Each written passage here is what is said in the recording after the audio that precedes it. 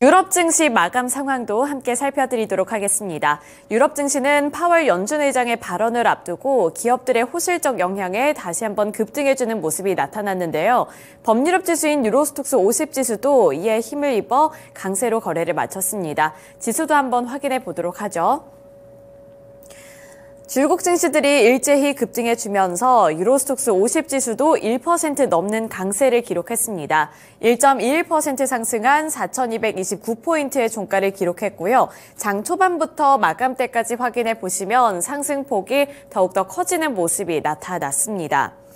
유럽 증시 같은 경우에는 3주 만에 최고 수준의 장을 마쳤는데요.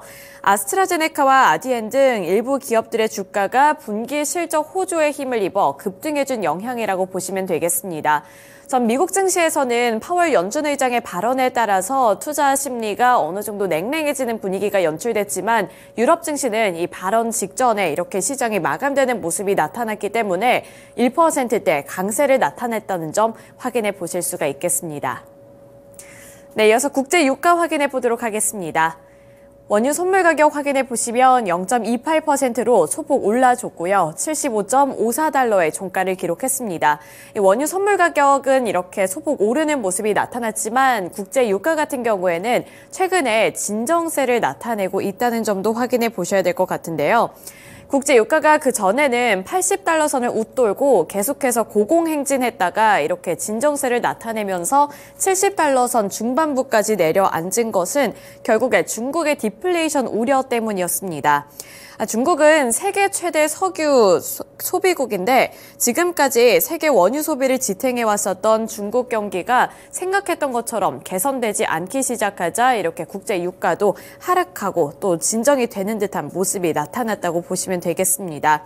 수요 위축 우려가 커지면서 가격이 이렇게 70달러 선 중반부까지 나타났다는 점 보셔야겠고요.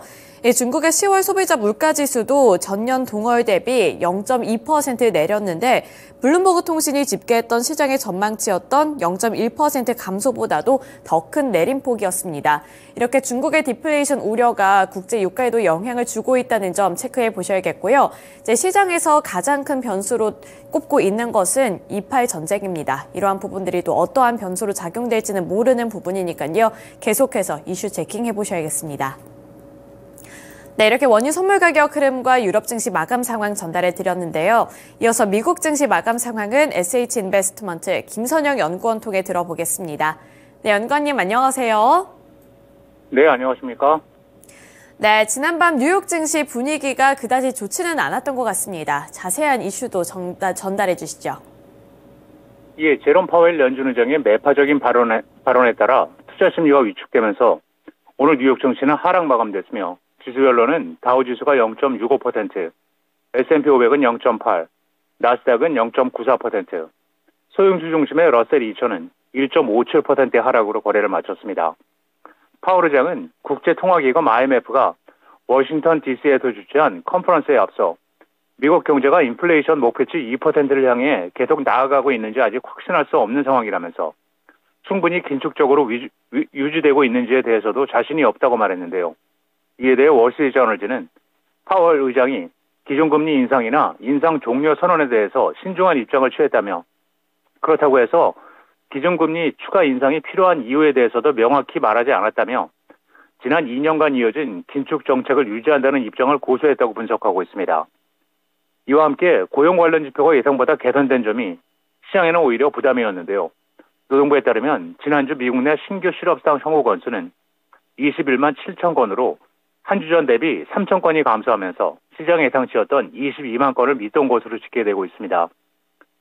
오늘 특징 종목들을 보면 도이치뱅크가 투자 의견을 중립에서 매수로 높이고 목표 주가를 기존의 462달러에서 전일 종가 대비 23%가 높은 506달러로 제시한 데 따라 오하이오주 신시내티 기반의 제조업체 파커 하나핀이 0.5%가 상승한 반면 총 3억 5천만 달러 규모의 증자 계획을 발표한 극장 운영업체 AMC 엔터테인먼트는 13.6%의 급락세를 보였고 오늘 전 업종이 하락했던 가운데 방위산업만이 소폭 상승했으며 벤치마크인 10년 만기 국채금리는 전일 대비 상승한 4.63%, 달러 인덱스 역시 0.3%의 오름세로 거래를 마쳤습니다. 고금리와 공실 증가로 인한 상업용 부동산 시장의 불안 속에 관련 대출 연체액이 10년 만에 최대치로 치솟았다는 소식입니다. 파이낸셜 타임스는 금융정보업체 뱅크레이트의 자료를 인용해 미국 은행들이 임대 목적 상업용 부동산 소유자에게 빌려준 대출 중 지난 7월부터 9월까지 한 번이라도 납기가 밀린 금액이 177억 달러에 달했다고 보도했는데요. 이것은 지난 2013년 1분기 이후 가장 큰 금액으로 이전 분기에 비교하면 40억 달러, 지난해 같은 기간보다는 약 100억 달러가 급증한 것이었습니다. 미국 주요 은행 중 상업용 부동산 대출이 가장 많은 웰스파고 은행의 경우 연체액이 1년 새 4억 달러에서 34억 달러로 약 8배가 증가했으며 지역은행 가운데서는 피츠버그 기반의 PNC 은행의 상업용 대출 연체액이 1년 새 2배로 늘면서 7억 2,300만 달러를 기록했다면서 이로 인해 상업용 부동산 시장에서 위기가 심화되면 그 충격이 금융권으로 확산될 수 있다는 우려가 높아지는 상황이라면서 많은 은행들이 손실을 피하기 위해 부동산 대출을 재구성하고 있다고 전하고 있습니다.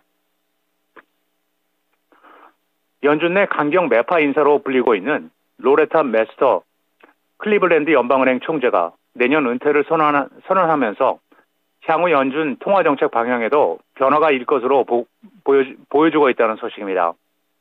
그의 임기는 내년 6월 30일까지로 그는 연준 내에서 매파의 목소리를 대변해왔는데요. 2021년 인플레이션이 상승하기 시작하자 예년의 0.25%포인트보다 더 큰 폭의 금리 인상에 나서야 한다고 주장한 연준 고위 관계자 중 몇몇 안 되는 한 사람으로 최근 연준 내부에서 금리 동결 주장이 나오는 가운데에서도 메서 총재는 추가 금리 인상이 필요하다고 강조해왔고 지난달에는 FOMC 회의를 앞두고 연준이 더 오랫동안 고금리를 유지해야 한다면서 추가 금리 인상이 필요할 수 있다고 말하기도 했으며 지난달 맨하탄 연구소가 주최한 한 행사에서는 연준의 2% 인플레이션 목표 달성에 걸리는 시간이 길어질수록 안동함에 빠져 경제를 망치는 우려를 범해서는 안 된다고 강조한 바 있습니다. 메서 총재는 지난 2014년 6월 클리블랜드 연방은행 총재로 취임했으며 현재 65세이며 클리블랜드 연방은행은 메스터 총재의 후임자 물색에 나서고 있고 이사회 부회장인 하이디 가틀랜드가 후임 총재 선출 위원회의 위원장을 맡고 있으며 후임이 누가 될지는 알 수 없지만 일단 강경파 메스터가 물러나게 되면 연준의 통화정책 방향이 지금보다 완화될 가능성이 높다는 분석입니다. IBM이 5억 달러 규모의 벤처펀드를 결성해 기업용 생성형 AI 기술을 연구하는 유망 AI 스타트업들에 투자한다는 소식으로 오늘 IBM의 주가가 0.17% 상승해 146달러 62센트의 거래를 마쳤습니다. 회사 측은 엔터프라이즈 AI 벤처 펀드는 AI 스타트업들이 제품과 엔지니어링, 시장 진출 전략에 대한 전문성을 확보할 수 있도록 돕고 IBM과 의미 있는 파트너십을 구축할 기회를 제공하며 이 펀드는 전 세계 어느 국가의 스타트업이든 투자 가능하다는 방침이어서 소형 유망 기업들도 투자 대상이 될 수 있다고 덧붙이고 있습니다. 회사 측은 AI는 2030년까지 생산성 측면에서 약 16조 달러를 창출할 것으로 예상된다며 이번 펀드의 출범으로 AI 혁명이 가진 막대한 잠재력을 활용해 IBM과 우리가 투자한 기업들을 위한 가시적이고 긍정적인 결과를 만들어낼 수 있을 것이라고 말하고 있습니다. 마지막으로 내일은 미시간 대학의 11월 소비자 태도 지수인 컨슈머 센티멘트가 발표되고 시장 예상은 전달 대비 소폭 하락한 63.7이며 스톤코 LTD, 매그나 인터내셔널, 허드슨 글로벌, 그리고 브리지스톤 코퍼레이션이 지난 분기 실적을 발표합니다. 네, 이렇게 실적 일정까지 함께 들어봤습니다. 오늘 말씀 고맙습니다. 예, 감사합니다. 네, 유럽 증시에 이어 미국 증시 마감 상황까지 함께 들어봤는데요. 이어서 국내 증시 마감 상황도 함께 살펴보도록 하겠습니다. 어제 코스피와 코스닥 변동성도 상당히 강했습니다. 최근 들어서 국내 증시는 이렇게 변동성이 강한 장세를 나타내고 있는데요. 코스피 지수는 어제 결국에 외국인 투자자들의 매수세에 힘을 입어 상승 전환하며 거래를 마칠 수 있었습니다. 전거래일 대비 0.23% 오른 2,427포인트의 종가를 기록했는데요. 어제 코스피 시장의 이 지수 흐름을 살펴보시면 등락을 오가면서 횡보하는 장세를 나타냈습니다. 계속해서 상승권에 머물러 있는 것도 아니었고 또 하락권에 머물러 있는 것도 아니었지만 막판에 외국인 투자자들이 매수세로 큰 폭으로 이렇게 전환을 하면서 코스피도 강보합권 수준에서 마무리 지을 수 있었는데요. 코스피 시장에서 시가총액 상위 종목들의 주가 흐름도 살펴보도록 하겠습니다. 네, 삼성전자가 0.57%, SK하이닉스가 0.31%로 이렇게 소폭 올라주는 모습이었는데요. 삼성전자는 0.57% 오른 7만 300원을 터치하며 거래를 마무리 지었습니다. SK하이닉스는 0.31% 오른 12만 8천원을 터치했는데 장중 고점은 12만 9,800원으로 다시 한번 13만 원 선을 눈앞에 두고 있었다는 점도 보시면 되겠습니다. 네, 2차전지 셋업체들은 어제도 투자 심리가 좋지 않았는데요. LG에너지솔루션이 1.94% 하락, 삼성 SDI가 2.33% 하락, 그리고 LG화학은 2.2% 하락하며 거래를 마쳤습니다. 그 외에도 포스코 퓨처엠이 2.83%, 포스코 홀딩스 같은 경우에는 0.88% 올랐지만 이 포스코 퓨처엠은 2.83% 하락하면서 거래를 마쳤다는 점도 확인해 보셔야겠고요. 완성차 기업들 확인해 보시면 엇갈린 주가 양상이 나타났습니다. 현대차는 약보합권 수준에서 마무리 지었는데 0.06%로 소폭 밀려났고요. 기아는 0.65%로 소폭 올라줬습니다. 네, 그리고 인터넷 플랫폼주들 확인해 보시면 네이버와 카카오가 일제히 상승불을 켜냈는데요. 그중에서도 카카오의 주가가 더 큰 폭으로 집계가 됐습니다. 카카오 쪽으로는 최근 들어 저가 매수세가 유입되고 있는데 3%대 강세를 기록했고요. 네이버는 0.41% 상승해줬습니다. 이렇게 네이버와 카카오 같은 인터넷 플랫폼주들이 오를 수 있었던 것은 어제 우리 시장 기준으로 수요일 미국 증시에서 IT 기업들의 주가가 또 올라주는 모습이 연출이 됐기 때문인데요. 따라서 이렇게 인터넷 플랫폼주들 쪽으로도 투자 심리가 나쁘지는 않았다는 점 보셔야겠습니다. 제약바이오 섹터 확인해 보시면 삼성바이오로직스가 1.5% 하락한 가운데 셀트리온 같은 경우에는 0.32%로 소폭 올라줬습니다. 네, 이렇게 시가총액 상위 종목들의 주가 흐름 빠르게 파악해 봤고요. 이어서 코스닥으로 넘어가 보도록 하겠습니다. 코스피는 막판에 상승 전환하며 거래를 마쳤지만 코스피는 여전히 하락권에서 거래를 마쳤습니다. 코스닥은 외국인과 기관 투자자들의 동반 매도세에 1% 하락했고요. 간신히 800포인트 선을 지지해주는 모습이었습니다. 802포인트에서 종가를 기록했습니다. 시가총액 상위 종목들 흐름 살펴보도록 할 텐데요. 우선은 코스피에서도 그렇고 코스닥에서도 2차전지주들이 맥을 추리지 못하는 모습입니다. 에코프로 그룹주들 여전히 하락세로 거래를 마친 모습이고요. 에코프로가 1.09%, 에코프로 BM이 2.74% 하락했습니다. 에코프로 BM 같은 경우에는 24만 8,500원까지 내려앉았고요. 에코프로 같은 경우에는 72만 9천원을 터치했습니다. LNF 쪽에서는 강보합권 수준의 상승세가 나타났는데요. LNF 0.2% 오른 15만 3,400원을 기록했고요. 장 초반에 잠시 반짝 올랐다가 그 이후에 탄력이 급격하게 둔화가 됐는데 장중 내내 횡보하다가 막판에 가서 조금이라도 이렇게 힘을 내주려는 주가 흐름이 포착이 됐다는 점도 살펴보실 수가 있겠습니다. 반도체 종목들 보겠습니다. 반도체 보시면 최근 들어 코스닥에서는 혼조세가 나타나고 있는데요. HPSP가 2.47%, 리노공업은 1.82% 상승했습니다. 제약바이오 섹터 확인해 보시면 제약바이오에서도 최근 들어서는 혼조세가 뚜렷하게 나타나고 있는 모습이라는 점 보셔야겠고요. 레인보우 로보틱스 최근에는 다시 한번 조정받고 있습니다. 어제 2.09% 하락세로 거래를 마쳤습니다. 게임 관련해서 펄어비스가 8.38% 약세로 장을 마쳤는데요. 펄어비스는 이번에 실적이 좋지가 않았습니다. 이러한 부분들이 투자 심리를 얼어붙게 만들었고 이에 따라서 8% 넘게 하락을 했는데요. 하지만 이 장 초반에 비해서는 점점 갈수록 낙폭을 축소하려는 시도가 나타났다는 점 보셔야겠습니다. 어제 사실 가장 깊게 낙폭을 키웠을 때는 10%를 넘기는 하락세가 포착되기도 했는데 그 이후부터는 이렇게 조금씩 낙폭을 회복하려는 시도가 나타났다는 점 보실 수가 있겠습니다. 네, 그리고 엔터주들 내에서도 엇갈린 주가 양상이 나타났는데요. JYP 엔터테인먼트는 1.16% 오른 가운데 SM은 3.19% 하락하며 시장을 마무리 지었습니다. 네, 이렇게 코스피와 코스닥에서 시가총액 상위 종목들 확인해 드렸는데요. 이어서 특징 종목들 확인해 보도록 하겠습니다. 저는 국제 유가 관련 종목으로 S-오일을 대표적으로 보도록 할 텐데요. S-오일 확인해 보시면 어제 소폭 밀려나며 거래를 마쳤습니다.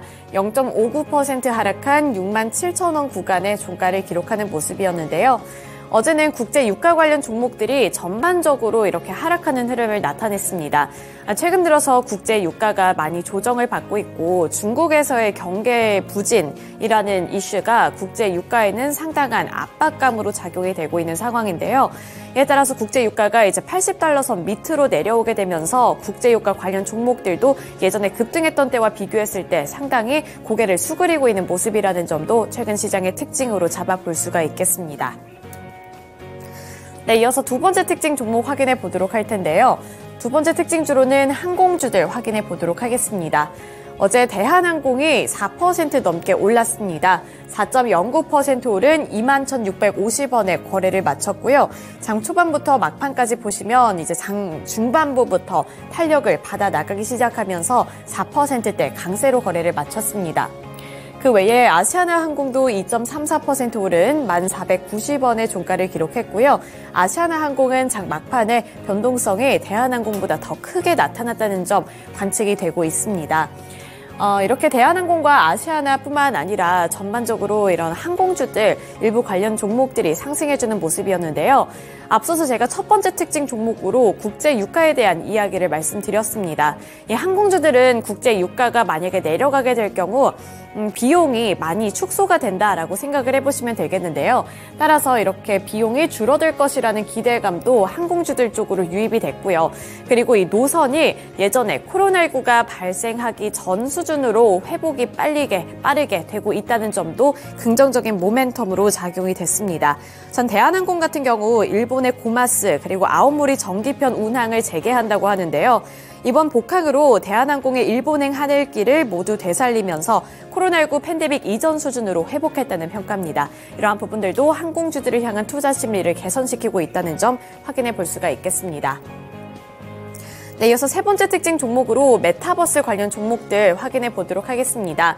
어제 메타버스 관련 종목들이 일제히 상승해주는 모습이 나타났는데요. 메타버스 관련 종목들이 이렇게 급등을 할 수 있었던 것은 미국의 로블록스가 호실적을 기록했기 때문입니다. 로블록스의 주가가 예상보다 강한 실적을 발표하면서 미국 기준 수요일 시장에서 11% 넘게 올랐는데요. 이번 결과는 불확실한 경제 상황에서도 비디오 게임에 대한 지출이 잘 유지되고 있는 것으로 파악되면서 어제 이렇게 메타버스 관련 종목들이 일제히 상승해주는 모습이 나타났다는 점 확인해 보실 수가 있겠습니다. 그리고 전반적으로 NFT 쪽으로도 이러한 이슈에 힘을 입어서 매수세가 확산되는 모습이 나타났는데요. 곧바로 이어서 보도록 하겠습니다. 위메이드가 8.85%, 컴투스홀딩스가 5.25%, 갤럭시와 머니트리가 4.52% 상승해줬고요. 우리기술투자도 6.71% 상승하는 흐름이 나타났습니다. 앞서서 말씀드렸던 이 메타버스 관련한 긍정적인 소식도 재료로 작용이 됐는데 이 비트코인이라든지 가상화폐 관련 종목은 또 다른 이슈가 있었죠. 이 현물 ETF 기대감이 고조된 점이 최근에 비트코인을 상승세로 이끌고 있다는 점도 투자 심리를 개선을 시켰고요. 그리고 업비트 운영사인 두나무 대주주인 송치영 이사회 의장이 대법원으로부터 무죄 확정을 받았다는 소식도 투자 심리를 개선시켰습니다. 이에 따라서 메타버스 그리고 NFT 쪽으로 매수세가 유입되면서 전반적으로 강세로 거래를 마쳤습니다. 네, 이렇게 특징주들까지 함께 알아봤고요. 지금까지 글로벌 증시 마감 시황이었습니다.